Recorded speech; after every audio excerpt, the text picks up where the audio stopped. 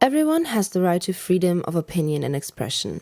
And this right includes the freedom to hold opinions without interference and to seek, receive, and impart information and ideas through any media, regardless of frontiers.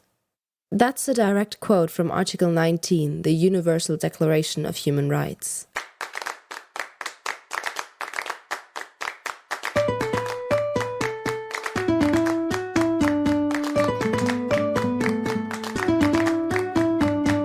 Hello and welcome to this new episode of Europe Talks Solidarity. As you know, this season we are focusing on democracy and participation. The upcoming European Parliament elections are already being widely discussed. Candidates have started their campaigns and are speaking in the media about their programs. How do you get to know about the candidates in your country? Which media do you trust to bring your insights and analysis regarding politics?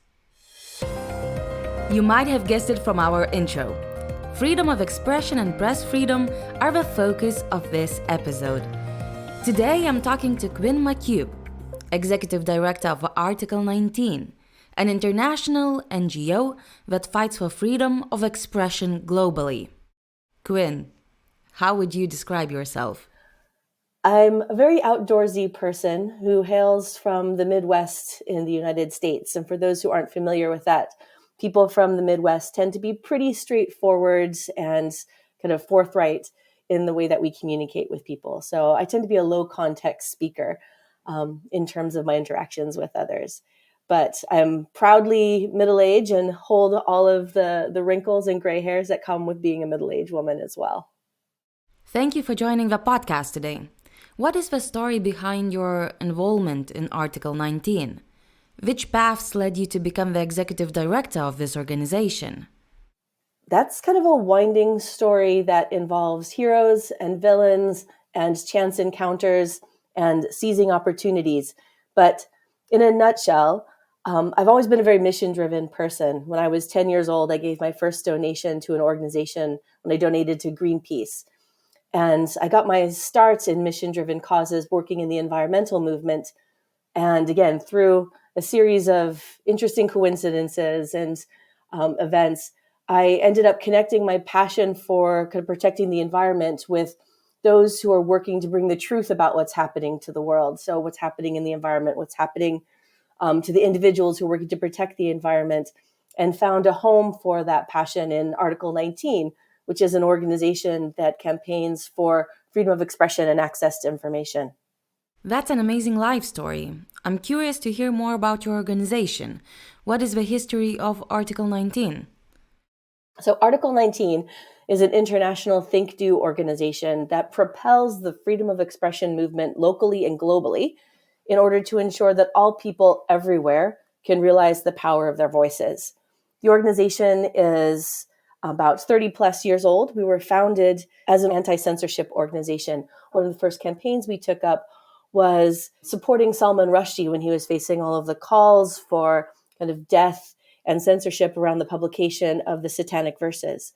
So we go back quite deeply into kind of the roots as an anti-censorship organization, but have since expanded quite considerably to look at all of the facets of freedom of expression and how that actually enables individuals to participate in public life without fear or discrimination. So some of the things that we do right now is we look at defining a new digital era for freedom of expression, where all of the spaces involved in technology, cyber, are rooted in a human rights-based approach. So not just a technical approach, but are actually based in the concepts of how do you actually protect the rights of individuals in an online space. We work on protecting, empowering, and connecting different voices, particularly those who are systematically discriminated against or are removed from public discourse by those in power. And finally, we work to ensure that accurate and reliable information and data are publicly accessible, but not just publicly accessible. The information is then used to empower individuals to seize their rights. So information is fundamental to enabling participation more broadly in society. Article 19 has grown from being a London-based think tank into a global think and organization. Regional hubs are based in the Netherlands, Bangladesh, Brazil, Kenya, Mexico, Senegal, and the United States. About 200 persons work on the front lines to protect freedom of expression and those who fight for it.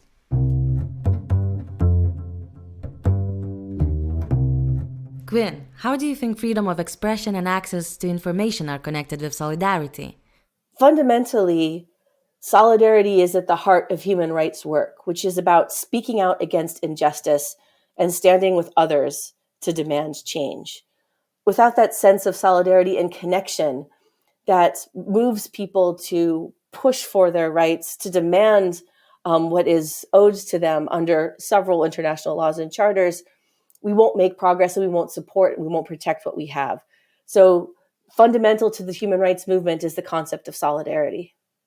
Fundamentally, illiberal actors, governments, people in power are trying to consolidate that power that they hold against us for whatever means, that by controlling the narrative and controlling information. And they do that to deliberately sow division in society. It's a strategy that is as old as time itself, kind of divide and conquer.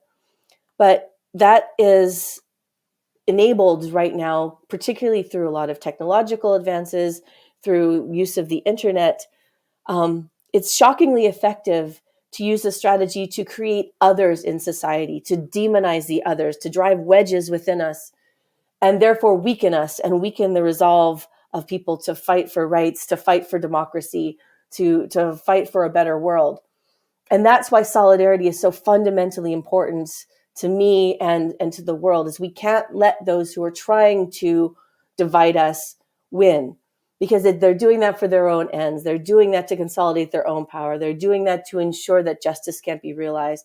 They're doing that to ensure that inequality is maintained. Without solidarity, we will never actually push back against these illiberal actions of others. I think it's the first time on this podcast that a guest binds solidarity so tightly to human rights defense. Thank you for this contribution. How do you think the media can be a stepping stone for this impulse for more solidarity? Journalism, the media are about bringing us closer to understanding the world and, importantly, understanding people's stories and their circumstances, to bring through that understanding a greater sense of empathy and sympathy.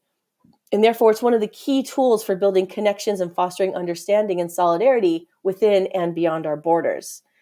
That's why press freedom and kind of a diverse and pluralistic journalism matter, because by limiting press freedom, it deprives all of us from knowing and understanding the world, of building that empathy.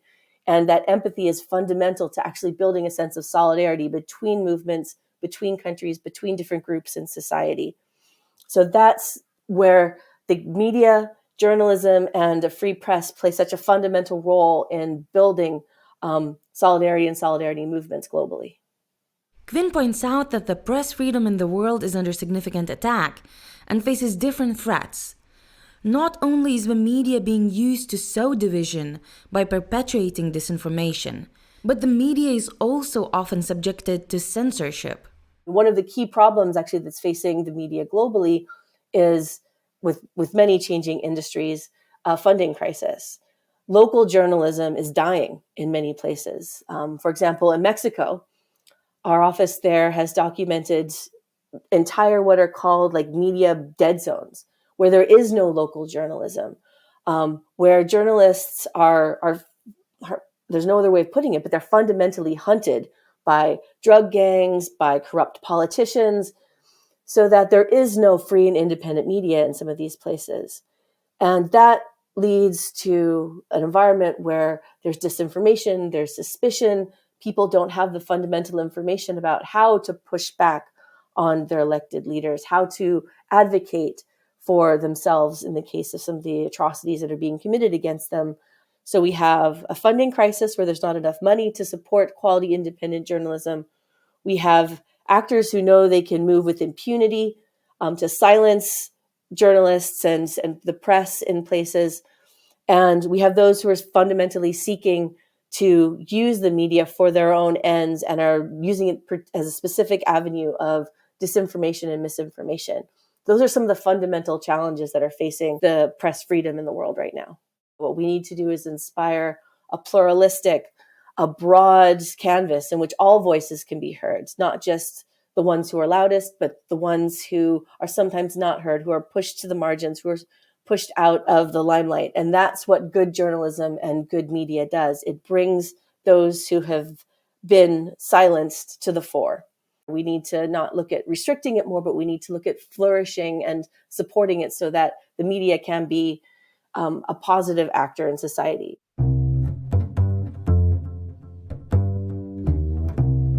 The Global Expression Report of 2023 reveals that the number of people living in countries that restrict freedom of expression is at the highest point in 2 decades. 80% of the global population has less freedom of expression than they did in the year 2000.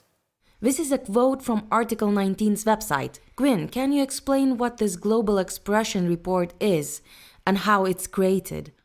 So Article 19's Global Expression Report examines trends in our right to freedom of expression and information, globally, regionally, and nationally.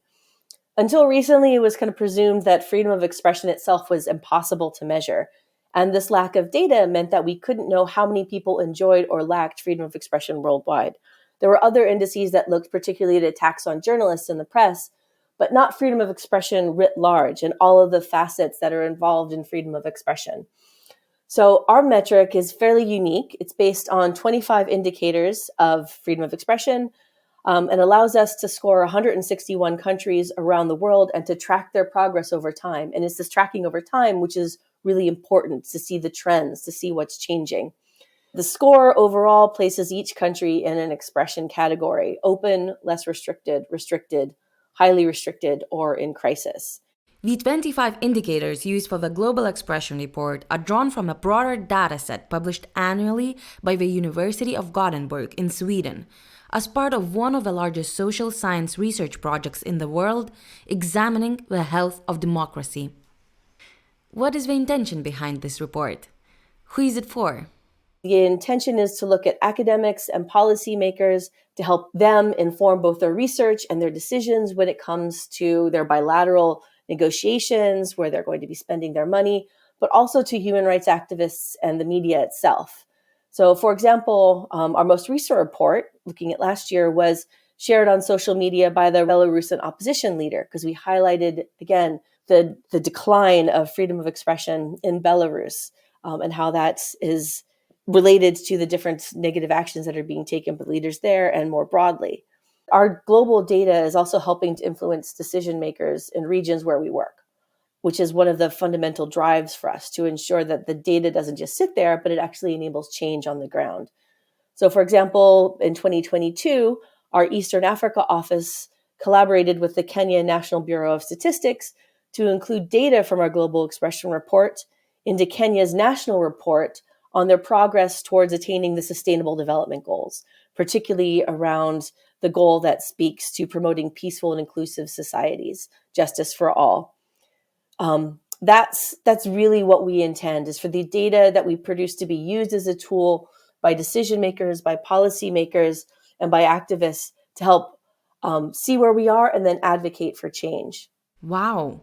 Could you tell us a bit more about the main tendencies last year's report highlighted? In the Global Expression Report, globally, the picture for freedom of expression is quite concerning. Our last report showed that 80%, so 80% of the global population has less freedom of expression than they did 24 years ago in the year 2000. So think of that. At the time where we think that information is flourishing, the internet is growing, the actual ability of people to realize freedom of expression has declined and is actually worse than it was at the dawn of the internet era. More than 6 billion people, 6 billion, are currently living with less freedom of expression than they did before in terms of absolute numbers. That's a pretty bad trend line that we're looking at in terms of global freedom of expression. Quinn told us that the top 10 of best performing countries in terms of freedom of expression are in Europe, which seems aligned with the European liberal democratic tradition. But in the same region can also be found some countries with the worst expression scores, including Belarus, Russia, and Turkey, where the freedom of expression is in crisis. So even within the European Union, we can observe that freedom of expression has seen declines. Between 2012 and 2022, for example, look at Poland. Poland's score in that kind of 10-year period dropped by 31 points. So as the ruling party in Poland at that time turned the public media into a propaganda machine and dismantled the rule of law, this was the single highest score change in that time period between 2012 and 2022, taking the country from an average score of 91 out of 100, an open score, to 61 out of 100, moving it into the less restricted category. So that's an example of how things can change, and they have been in some cases changing for the worse in Europe. Another example that you would see, of course, in terms of negative declines in this regard would be Hungary, which is another example of countries where you have seen a major drop in score in our report over the last 10 years, moving this country actually into the restricted category as the Viktor Orban has cracked down on the independent media, continues assaulting democracy, and most recently introduced foreign agent legislation, which is a move that's widely seen as targeting civil society and media organizations that receive funding from abroad. Do you see any solidarity movement emerge in reaction to such political contexts to defend press freedom? So in speaking about kind of the solidarity movements working to build up and defend press freedom in Europe, it's absolutely crucial to see the connection between a strong free press and social justice movements, other movements that are based in solidarity. So one of the most important players defending freedom of expression in Europe right now has been the Media Freedom Rapid Response Project, which Article 19 is a key member of. This project tracks, monitors, and reacts to violation of press freedom in the media in EU member states and in candidate countries. And it doesn't just track the violations, it then offers tangible frontline support to journalists and media workers, including candidate countries like Ukraine, who are at immediate risk due to their work. So that includes support for legal defense and opinion, emergency support, delivering training on safety and protection across the continent. This is in order to ensure that journalists and media workers can continue their work and continue to be protected from harm.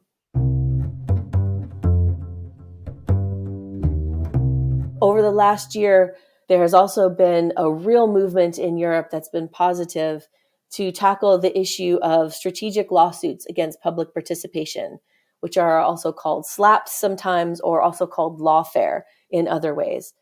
Strategic lawsuits against public participation, or SLAPs, are nuisance lawsuits used by powerful companies and individuals to intimidate activists and journalists, burdening them with the heavy cost of legal defense. This is again related to the connection between press freedom, activism, and solidarity, is that these lawsuits, these strategic lawsuits against public participation, are a fundamental abuse of the legal system and also a threat to democracy.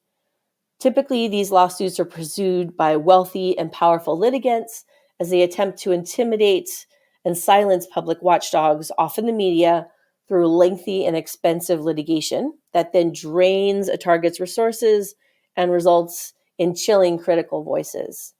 A good example of this is the case of the murdered journalist from Malta, Daphne Caruana Galizia.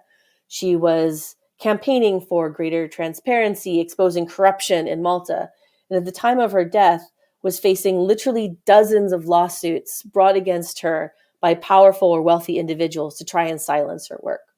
That was actually the kind of spark that has then been used now within the EU to help drive a historic new directive agreement to protect Europe's journalists and human rights defenders from this kind of litigation. So this is a new EU directive. It was approved by the EU Parliament in February. This is a huge win for Article 19 and our partners in the coalition against SLAPs in Europe. We've relentlessly pushed for this kind of directive and kind of legislation to combat this kind of litigation. Again, in tribute to Daphne Caruana Galizia, this directive has actually now been dubbed Daphne's Law. So there is momentum, there is motion within Europe to help address some of the institutional barriers that actually prevent the press from doing their job in a way that would support solidarity more broadly in Europe.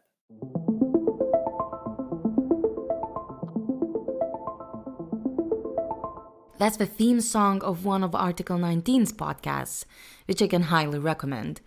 It's called Silenced and focuses on journalists and activists' voices that are threatened or that have been silenced. We were incredibly fortunate to be able to focus one of our episodes of this podcast, Silenced, on Daphne Caruana Galicia's case, and in particular to be able to speak with one of her sons, Matthew, about what led up to her assassination. What was the environment in which she was working?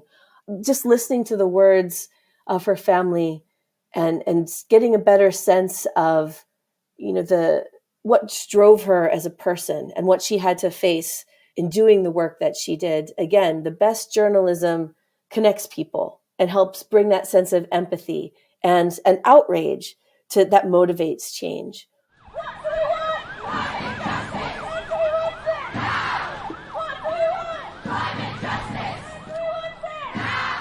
A way for people to take action and seize their freedom of expression is by protesting. What are the tendencies you observe regarding the rights to protest? Unfortunately, our report has pointed to a really pernicious trend in Europe and globally that seeks to target protest and make it incredibly hard or very, very difficult for people to actually realize their rights of expression through protest. This is happening in Europe and is incredibly concerning. So just a couple examples. I live in the United Kingdom right now. The UK government has used incredibly divisive rhetoric about protests and those taking part in them, particularly targeting environmental or social justice campaigners. And it's not just rhetoric. They've actually moved towards legislation. So in recent years, laws have now been passed in the UK, again, a country that views itself as the birthplace of democracy.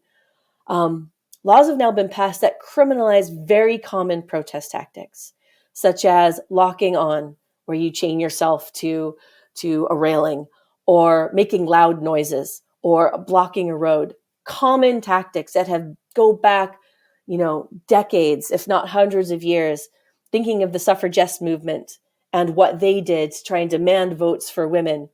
The same kind of tactics are still in play today, and those are being criminalized in the United Kingdom, particularly laws that are looking to target environmental protest, which is incredibly concerning. In France, the Interior Minister just announced last October a complete ban on pro-Palestine rallies, stating that these demonstrations must be prohibited because, quote, they are likely to generate disturbances to the public order. I understand there's a lot of sensitivity around these issues, but protests are fundamentally designed to be disruptive, to draw attention to issues of injustice. That's the purpose of it. You should not be trying to litigate away the fundamental expressive purpose of protests.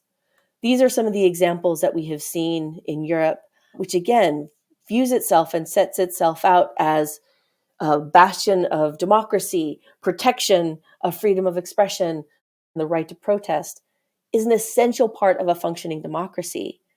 Protest is often one of the last available tools for individuals who've been marginalized or shunted aside, for them to actually advocate successfully for change, to make themselves visible.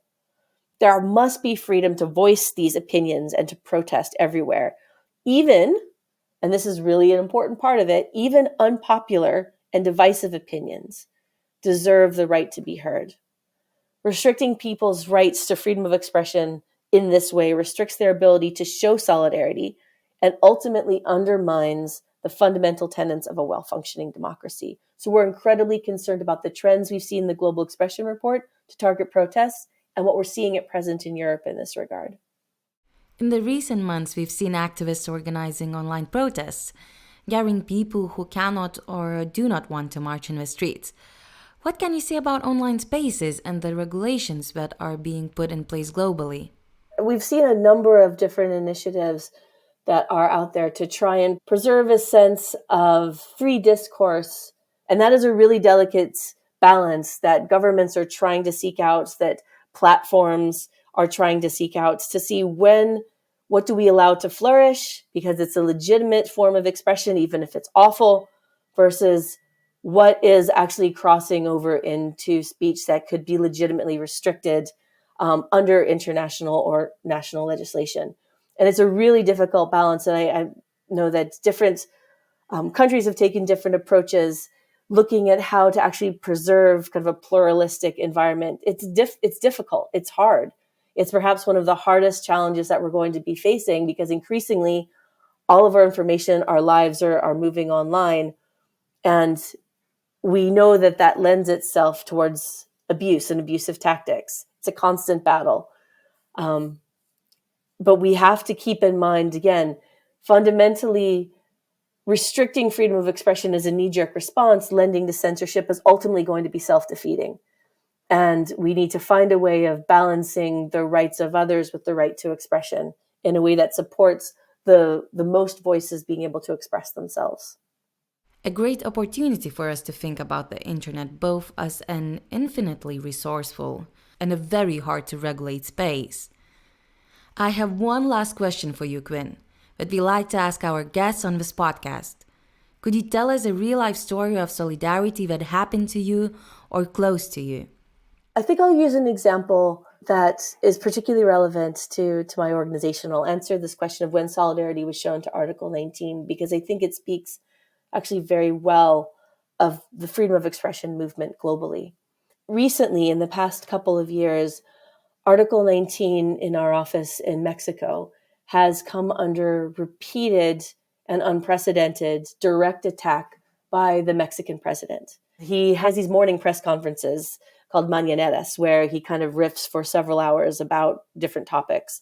And our organization is specifically mentioned in a number of these mañaneras going over the past 2 years, because we have called out the failure of his government to protect journalists, the failure of his government to bring justice to those families who lost loved ones, the failure to actually pursue justice against crimes that were committed by the previous administration. He does not like having the failures of his government being pointed out, and has retaliated against us directly. When this happened, Article 19 received an overwhelming amount of support from others in the press freedom community, those from journalists that we had helped, people who've worked with us internationally.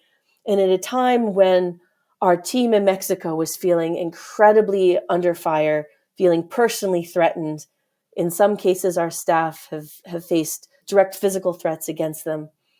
That sense that others were out there and supporting them, that were speaking about the good that they had done, how they had personally benefited journalists, how people could speak to Article 19's work being directly linked to their ability to continue to work and to their own increase of their own personal safety, was, I think, an incredibly important moment for our team, both in Mexico and globally, to have that sense that while the work can feel lonely, we're not alone. And the work that we've done is visible and has made a concrete difference in people's lives. And that was an incredibly powerful moment for us, again, globally in our organization and for the team in Mexico. Thank you, Quinn, for this powerful example of global solidarity and for this conversation. Thank you very much, Kamilija, for the opportunity to have this dialogue and conversation with you on this incredibly important issue. All country rankings and the global analysis of the data in the 2023 Global Expression Report are available on www.globalexpressionreport.org. The next report for the year 2023 will be published in June 2024, something to keep an eye on right around the EU Parliament elections.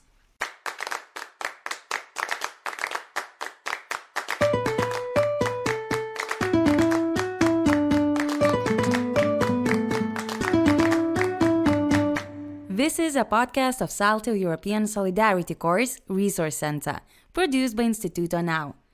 For more information and resources on solidarity and the course, go to talkingsolidarity.eu. The theme song Solidarity Unifies Us is composed and sung by Paula Gehrs. The episode was written by Luis Mutabazi and Rahel Ashwanden. Produced by Ariel Trindade. Mixed by Simon Aftalión. And hosted by Kamilija Garbauskaite. The artwork was created by Ina Gouveia. How I love to share, how I love